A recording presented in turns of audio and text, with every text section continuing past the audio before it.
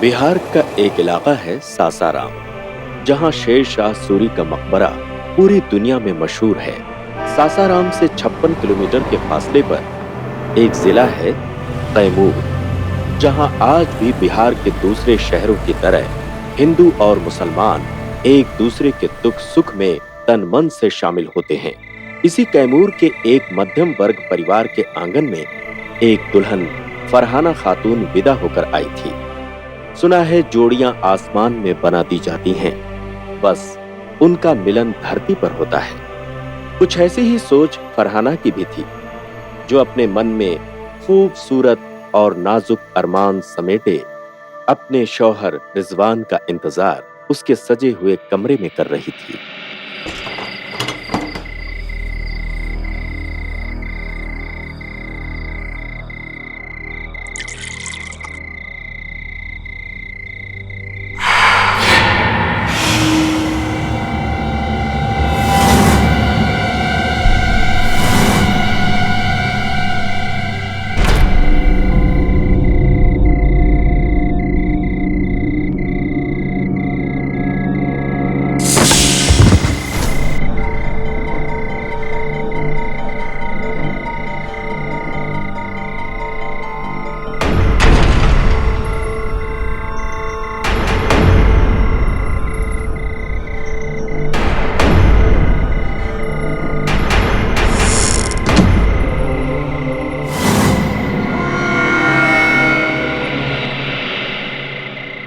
वैसे तो मेरे साथ बहुत दिनों से बहुत अजीब अजीब सी चीजें हो रही थी घर पर, मगर उस रात उस परछाई को देखकर हम सहम गए थे। फिर अचानक हमको चोट लगने की वजह से घबराहट और थकान का एहसास होने लगा। किसी तरह हम अपने हालात पर काबू पाकर कमरे में पहुंचे।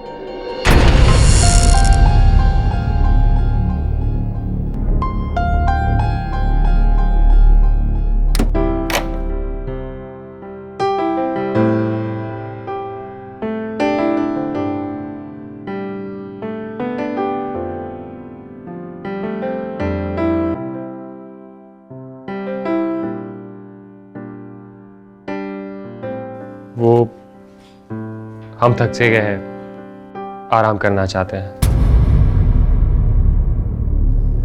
और तुम भी ये भारी भरकम कपड़े बदल कर सो जाओ।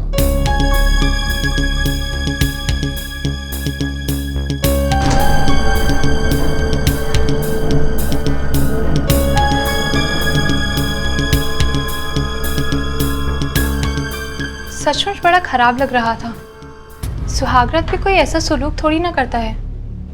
शादी ब्याह के मामले में झमेले होते रहते हैं। शायद सचमुच रिजवान थक गए होंगे, लेकिन हमारी शादी तो बड़ी सादगी से हुई थी।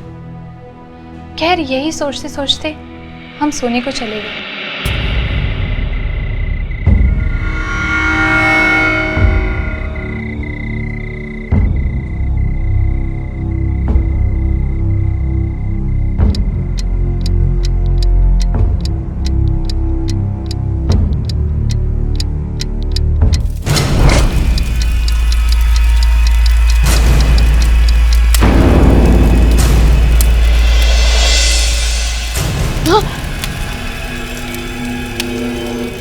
सुनिए, सुनिए, अरे वो देखिए।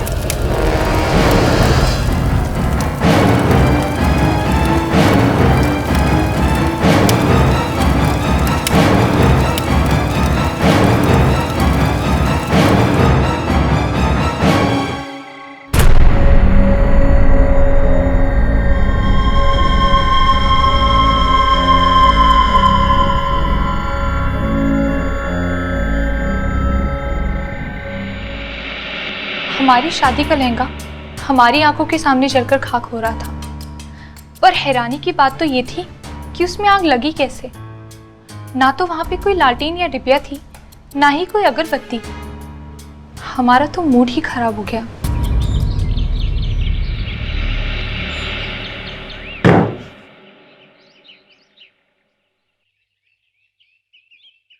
आप इतने सुबह सुबह? टेंडर जमा करने जा रहे हैं, आज लास्ट डेट है।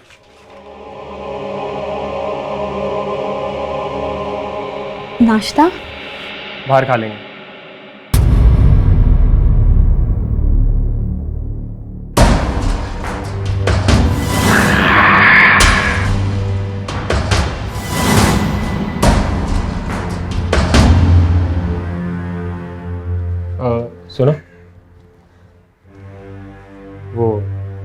शादी का कपड़ा जलने वाली बात के बारे में अम्मी अब्बा से कुछ मत कहना, ठीक है? जी।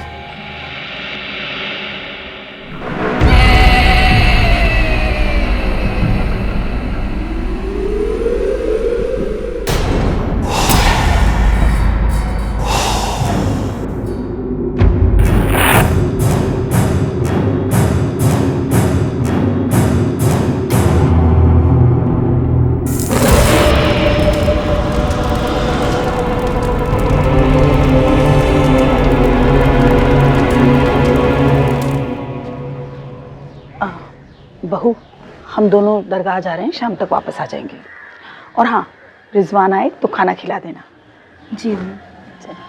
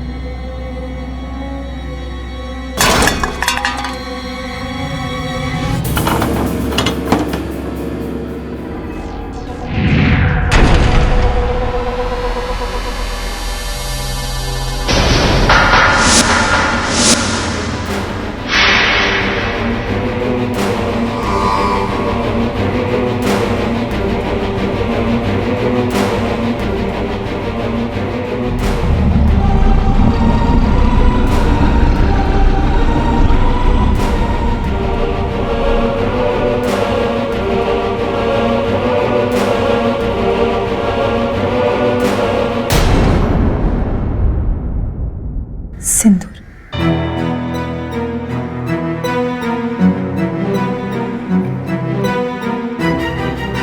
बिंदी। ये सब इस घर में कौन लगाता है? अम्मी तो नमाजी है।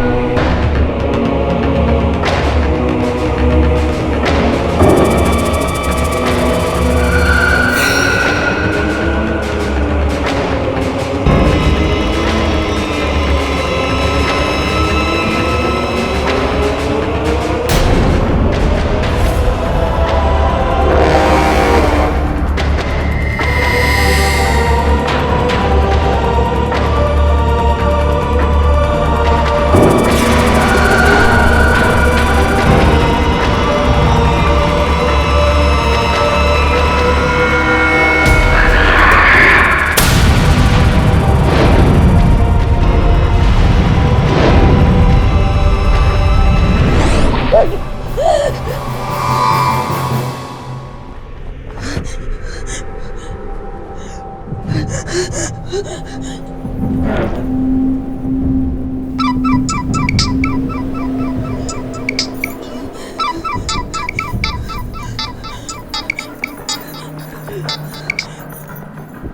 हेलो, हेलो, हम बोल रहे हैं रिजवान।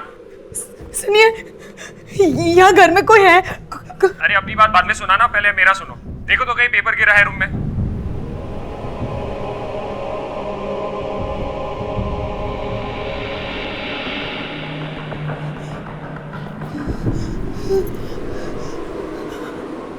हेलो, पेपर नहीं मिल रहा है। पलंग के नीचे देखो, वहीं पे गिरा होगा।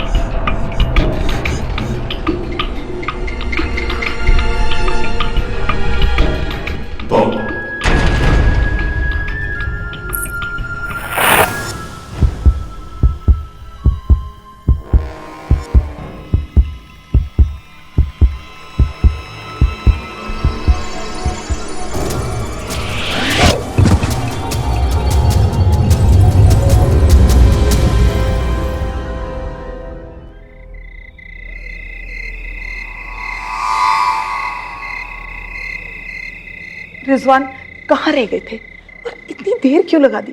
तुम अपना फोन क्यों नहीं उठा रहे थे? अरे अम्मी समझा करें, टेंडर भरने गए थे, उसी का मेन पेपर खो गया था, उसे बनाने में पूरा दिन गुजर गया। लेकिन आखिर बात क्या हुई? हम लोग दरगाह से वापस आए तो दुल्हन अपने कमरे में बेहोश पड़ी थी।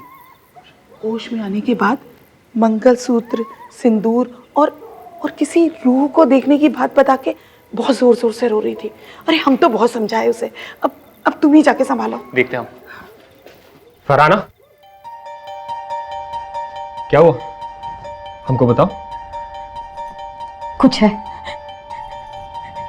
इस घर में जरूर कुछ है, पर मुझे कोई कुछ बता नहीं रहा है। देखो, डरो मत, हम हैं ना तुम्हारे साथ।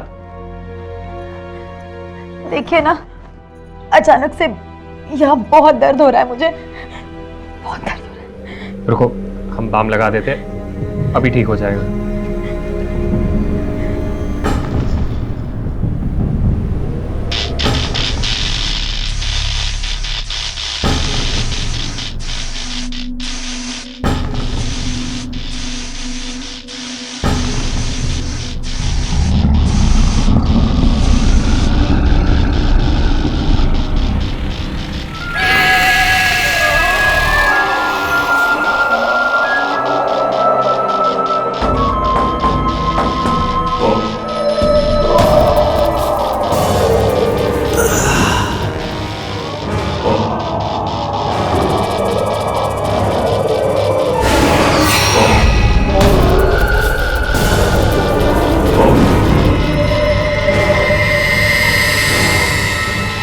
मेघा,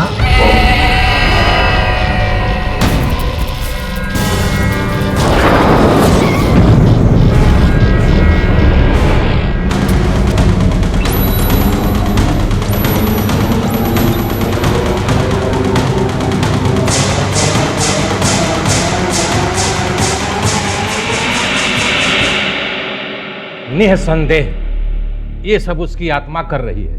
वो क्रोधित भी है और बेचैन भी है।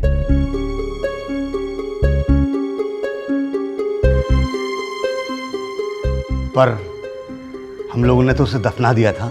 पर हिंदू रीति रिवाज से नहीं न। क्या करते हैं, उसके घर वालों ने उससे सारे रिश्ते नाते तोड़ दिए थे। सब कुछ इतना अचानक हुआ कि दिमाग भी काम नहीं कर रहा था।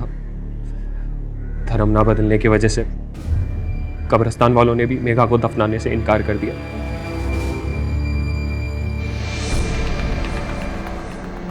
इसलिए हमने जंगल में उसे दफना दिया।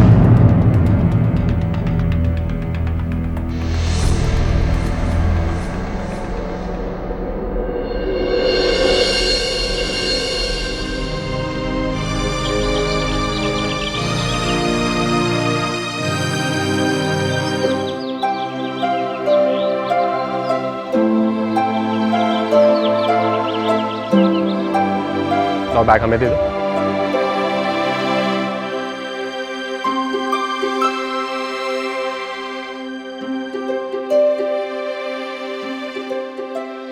वो देखो रिजवान, मैंने तुम्हारे लिए अपने माँ बाप को छोड़ दिया, लेकिन मैं अपना धर्म और रीति रिवाज नहीं छोड़ सकती।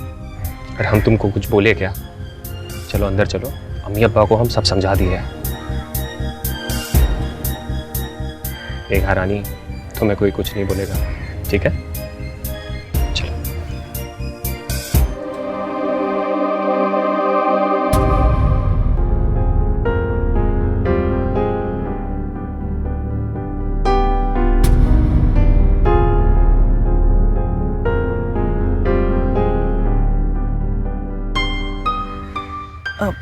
बहू, ये सब हम लोगों में नहीं होता है, तो हो सके तो।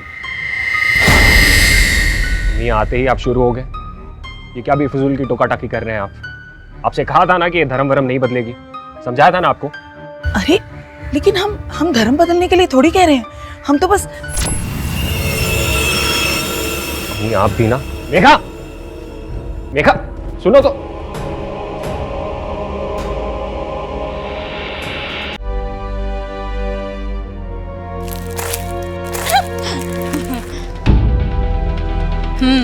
और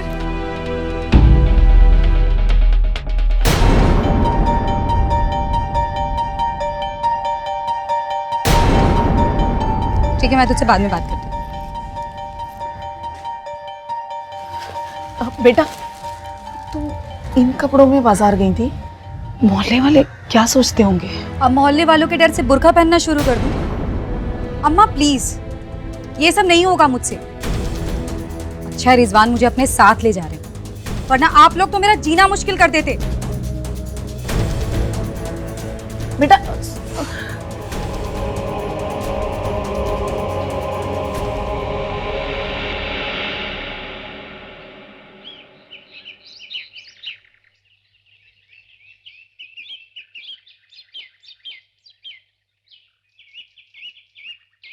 तीन महीने की तो बात है,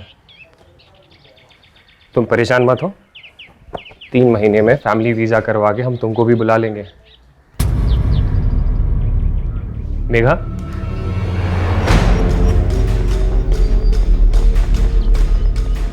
मेघा तुमको हमारी बात पे भरोसा नहीं है क्या? देखो सिर्फ 3 ही महीने की तो बात है। देखो 3 महीने तो यूं ही पलक झपकते बीत जाएंगे, और हम तुम्हें रोज वहां से कॉल भी तो करेंगे।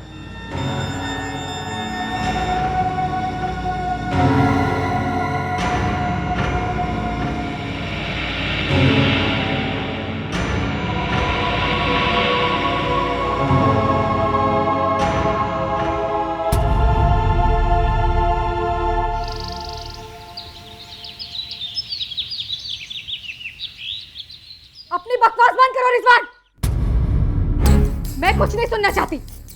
मुझे सिर्फ इतना बताओ कि मेरा वीजा क्यों नहीं हुआ। देखो हमने बहुत कोशिश की, पर ये कंपनी वाले 2 साल से पहले फैमिली वीजा नहीं देंगे। थोड़ा टाइम लगेगा। टाइम लगेगा रिजवान? कितना टाइम लगेगा? एक काम करो, तुम खुद आ जाओ यहाँ पर। अरे तुम पगला गई हो क्या? देखो सिर्फ 1.5 साल की तो बात है, और हम कंपनी में बात कर लेंगे। तुम थोड़ा सब्र रखो। झूठ मत बोलो रिजवान, झूठ मत बोलो। मैं अच्छी तरह जानती हूँ कि तुम खुद नहीं चाहते कि मैं तुम्हारे साथ आकर वहां रहूं। तुम ये चाहते हो ना कि मैं 1.5 साल तक तुम्हारे माँ बाप की गुलामी करूं? ये तुम क्या सन की लोगों की तरह बोल रही हो? देखो रिजवान, मुझे सनकाओ मत, नहीं तो क्या? हाँ रिजवान, मुझे ये बताओ कि तुम वापस आ रहे हो या नहीं? अरे वापस जाने के लिए आए हैं क्या? तुम्हारी खोपड़िया एकदम खराब हो गई है, कल बात करेंगे, फोन रखो। बकवास बंद करो रिजवान अपनी। तुम्हें यही सब करना था तो शादी क्यों की तुमने? तुम्हारे माँ बाप की गुलामी करवाने के लिए या फिर वहां पर अय्याशी करने के लिए? अरब देश में कोई अय्याशी करता है क्या? फोन रखो, कल बात करेंगे। रिजवान मुझे पहले जवाब चाहिए कि तुम वापस आ रहे हो या नहीं, वरना मैं अपनी जान दे दूंगी। अरे अब तुमको जो करना है करो और मरना है तो मरो। रिजवान, रिजवान!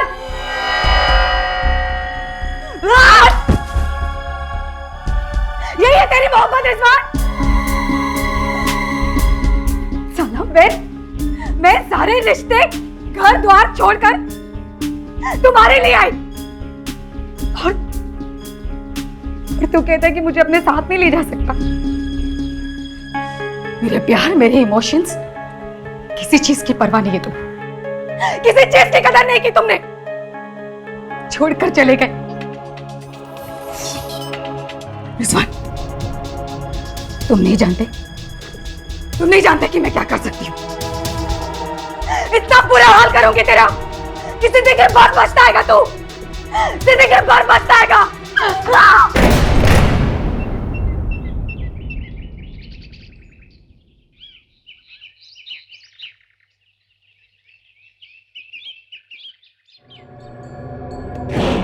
तीन महीने में फैमिली वीजा करवा के उनको भी बुला लेंगे।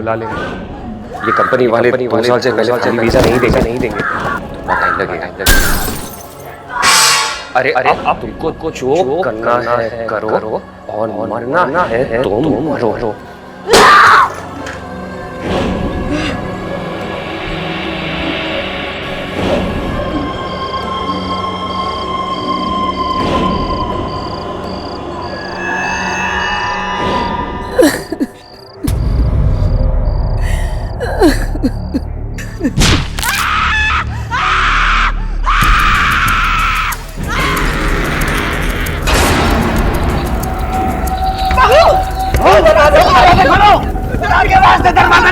अरे तुम हटो।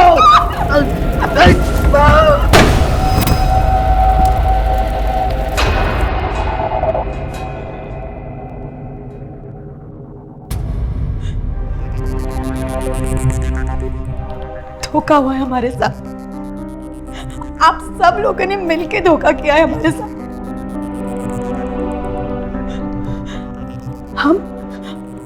हम रिजवान की दूसरी बेगम है। क्यों किया आप लोगों ने ये सब? क्यों किया? देखो बेटा, उस शादी में क्या क्या हुआ ये सब जान चुकी हो। अब खुद को मजबूत करो और रिजवान का साथ दो। अब तुम उसकी शरीके हयात, उसकी बीवी हो बेटा। इस हालात में अगर कमजोर पड़ के उससे शिकायत करोगी, उसे छोड़ के चली जाओगी, क्या ये ठीक होगा?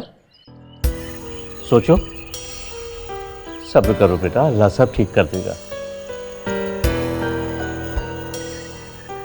बेटा, हमको अकेले में तुमसे कुछ बात करनी है। मामला तो पेचीदा और तुम्हारे लिए धर्म संकट वाला है। उपाय तो है, मगर तुम कर पाओगे? गुरुजी, इस संकट से छुटकारा पाने के लिए हम कुछ भी कर सकते हैं। बेटा, आज रात में ही उसकी आत्मा की शांति के लिए हमें नारायण बलि की पूजा करनी पड़ेगी।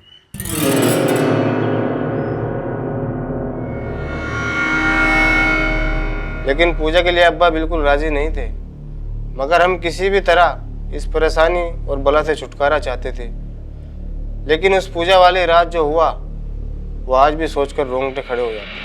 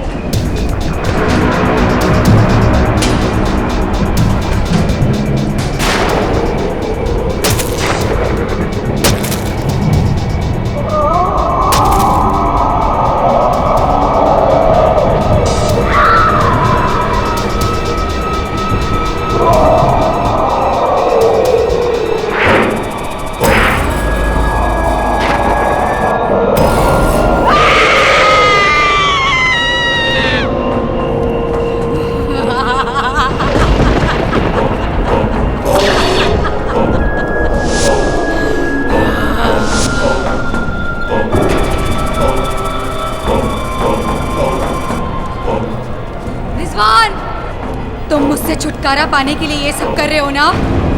तुम भूल गए रिजवान कि हम और तुम एक दूसरे से कितना प्यार करते थे। हमने सबसे लड़कर एक दूसरे का साथ पाया था रिजवान। आज तुम इस लड़की के लिए मेरे साथ ऐसा कर रहे हो। नहीं रिजवान, रिजवान आओ, आओ मेरे पास रिजवान, आओ मेरे पास, आओ मेरे पास।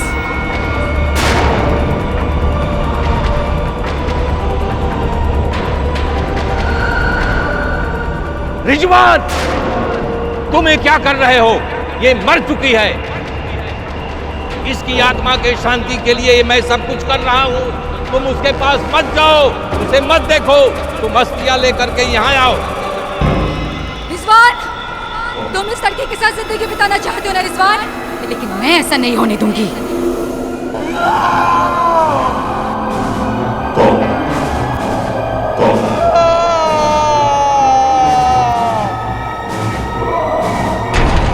अस्थियां अर्थी पर ला करके रख दो।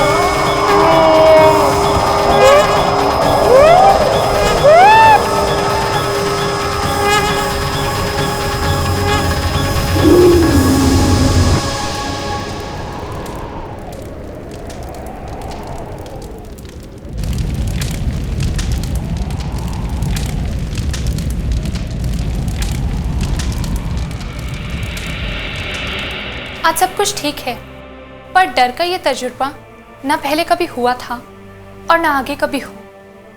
हम अल्लाह मियाँ से यही दुआ करते हैं कि वो मेघा की रूह को हमेशा के लिए सुकून दे।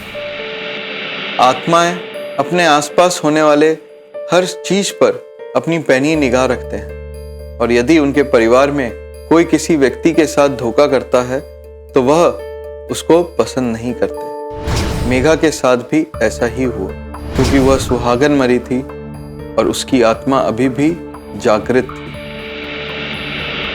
कई केसेस में ऐसा देखा गया है कि इंसान का बिलीफ सिस्टम जिंदगी के बाद भी कैरी होता है। कई आत्माओं को देखा गया है कि वो अपने रिलीजियस बिलीफ से हमेशा जुड़ी रहती है। मेघा के केस में भी कुछ ऐसा ही था। मेघा एक हिंदू फैमिली से थी। उसने आग लगाकर खुद को खत्म कर लिया था और उसका जो रिचुअल है हिंदू रीति के अनुसार पूरा नहीं हुआ था। इंसानों के बिलीफ सिस्टम के साथ इंसानों की जलन भी उसके मरने के बाद तक कैरी होती है। रिजवान के केस में जो दूसरी बीवी थी वो मेघा के लिए एक जलन का सब्जेक्ट था। मेघा की जलन दूसरी बीवी को देख के और भड़क गई और शायद वो चाहती थी कि उस घर में कोई दूसरी औरत ना आए।